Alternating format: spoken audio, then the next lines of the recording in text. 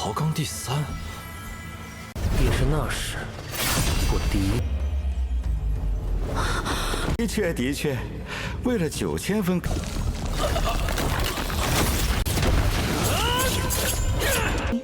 夏侯虽然非你所杀。 Setelah mereka semua selamat, Muchen sangatlah tertarik dengan pengawal Dewa Kayu ini. Luli juga berharap jika bisa diaktifkan, bisa menjadi pelindung yang begitu kuat.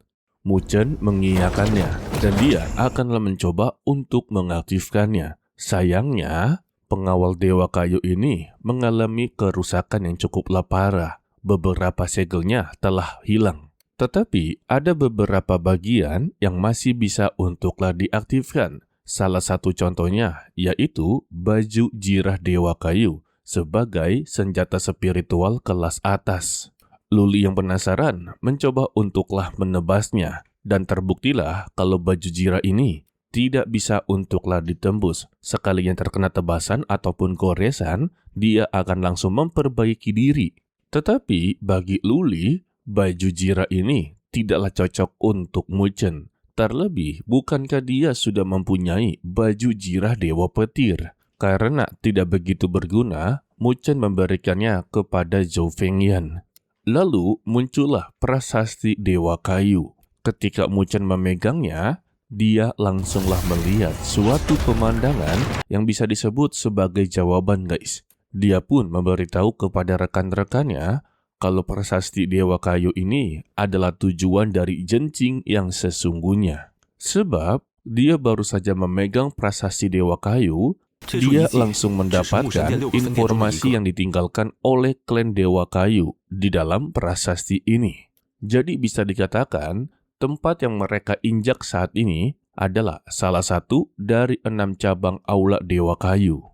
Jadi masih ada aula Dewa Kayu yang lainnya. Dan setiap aula Dewa Kayu pasti menjaga prasasti Dewa Kayu. Dan karena mereka telah memiliki salah satu prasasti Dewa Kayu, maka untuk mencari aula lainnya itu sangatlah mudah. Sebab prasasti Dewa Kayu saling terhubung dengan prasasti lainnya. Mungkin saja di aula lainnya mereka akanlah bertemu dengan jamur matahari ke-9. Muchen tetaplah mengingatkan kepada mereka. Semakin jauh mereka bergerak, maka ya lawannya akanlah semakin kuat. Hanya ada satu cara, yaitu kita harus menjadi lebih kuat lagi. Sangat beruntung kalau Muchen masihlah memegang buah spiritual dan dia akan memberikan kepada rekan-rekannya. Tetapi ya harus mencari tempat yang jauh lebih aman agar bisa untuklah menerobos ke level selanjutnya. Sementara itu, untuk Jisuan, dia telah mendapati informasi terbaru. Saat ini, dia berada di peringkat kedua. Tetapi yang membuat dia terkejut, kalau daftar peringkat dari Xiaohu tiba-tiba menghilang. Hal ini membuat Jisuan langsung menilai sepihak kalau dia telah dihabisi oleh Akademi Beichang, yaitu Muchen.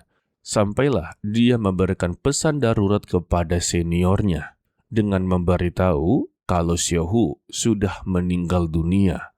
Ya, untuk seniornya tidaklah peduli, justru menghina dan merendahkan Xiaohu karena dia terlalu lemah. Baginya, Xiaohu adalah sampah yang bahkan tidak bisa mengatasi Beichang yang paling terlemah di antara 5 akademi besar. Dan Jisuan mengajaknya bekerja sama dalam menjatuhkan Muchen. Awalnya, dia ini tidaklah peduli dan tidak mau untuklah berhadapan dengan Muchen. Karena ya, Muchen berasal dari Akademi Beichang. Akademi paling terlemah, jadi hanya membuang-buang waktu saja. Balasan dari Jisuan, apakah dia ingin tahu alasan dirinya terus-terusan mengejar sosok dari Muchen. Jika dia ingin tahu, maka hadapilah. Wadah, malah ditantang dia, guys. Kembali kepada timnya Muchen, mereka sungguhlah senang karena mereka berada di peringkat ke-9. Tetapi Muchen dan Zhou Fengyan, Muchen dan Jisuan malah ingin mengetahui bagaimana cara Mu Chen mendapati Luli. Alhasil, Mu Chen menceritakan kisah perjuangan dia mendapati Luli, guys. Ini semua dimulai ketika Luli diincar untuklah dibantai. Ternyata, Jisuan juga sedang menceritakan masa lalunya bersama Mu Chen. Sejak dulu, mereka memang sudah menjadi rival. Ketika mereka sedanglah memperebutkan selembar kertas hitam, pandangan dari Jisuan teralihkan dengan seorang wanita yang begitu cantik, tangguh, dan kuat. Tak lain adalah Luli. Hal itu membuat dia cukuplah ragu. Akankah menyelamatkannya atau sama sekali tidak? Padahal di Linglu mereka diajarkan untuklah tidak pernah ragu. Hukum rimba adalah hukum yang mutlak. Tetapi berbeda dengan Mu Chen, dia sama sekali tidak ragu untuklah menyelamatkan Luli. Jadi Mu Chen sempat mengalah membiarkan Jisuan untuk mendapati kertas hitam. Namun yang tidak disangka-sangka olehnya, kertas hitam itu malah mengejar keberadaan dari Mu Chen dan mengelilingi tubuh dari Luli. Hal itulah yang menjadi kesalahpahaman terbesar. Mu Chen tidak sengaja untuklah menabrak tubuh Luli. Awal pertemuannya sungguhlah tidak bagus. Luli menganggap Mu Chen adalah pria yang mesum, sehingga dia pun dikejar-kejar. Padahal Mu Chen sudah mencoba untuk menjelaskannya. Sampailah setengah tahun berlalu, mereka yang masih bermain kejar-kejaran, timbullah rasa cinta, guys. Ya, ini dinamakan rasa benci menjadi rasa cinta. Tetapi ada orang yang tidaklah suka dengan kedekatan mereka berdua. Tak lain adalah Jisuan. Dia merasa jijik kepada Mu Chen. Yang dia kenal, Mu Chen adalah orang yang memiliki sifat yang begitu dingin. Tetapi sekarang, dia tidak lagi memiliki sifat tersebut. Sedangkan dia telah melepaskan keraguan tersebut dan dia telah memilih jalan yang berbeda. Menurut Jisuan, ini adalah jalan yang jauh lebih kuat dan juga jalan yang lebih murni. Jadi pada intinya, mereka memiliki tujuan akhir yang berbeda, guys. Kalau kayak begini mah, artinya Jisuan sangatlah iri dengan kehidupannya Mu Chen.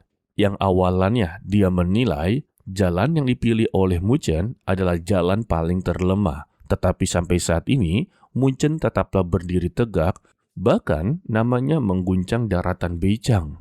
Tetapi ada tamu yang tak diundang, tak lain adalah Liu Ying. Kalau itu hanyalah cerita percintaannya, mereka haruslah tahu betapa jahatnya Mu Chen ketika berada di Linglu.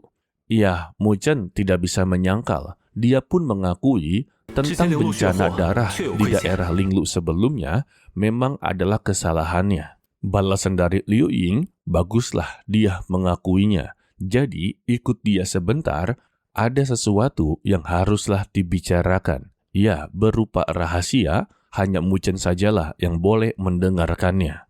Kembali kepada Cao Gang yang telah mendengar cerita tersebut, dia menilai kalau Jisuan sebenarnya cemburu atas prestasi yang didapati oleh Mu Chen. Bahkan berbagai usaha untuk menyingkirkan Mu Chen justru membantu dia untuklah menjadi lebih kuat. Lalu datanglah Mo Yu berasal dari aliansi akademi. Kedatangannya inginlah mengajak mereka bekerja sama, sebab kompetisi ini sudah berada di tahap pertengahan. Cara mereka untuk mendapati poin dengan cara merampok para tim sebelumnya sudah tidak akan berguna lagi. Jadi ya, mereka haruslah mencari strategi yang jauh lebih hebat. Tetapi strategi juga membutuhkan modal. Perkataan Mo Yu diarahkan kepada Cao Gang. Intinya, saat ini Cao Gang telah dijebak. Dia sebagai peringkat ketiga yang mendapati 22.000 poin akanlah ditumbalkan. Cao Gang langsunglah menyadari kalau posisi dia dalam bahaya besar. Sehingga dia pun mencoba untuklah melawan.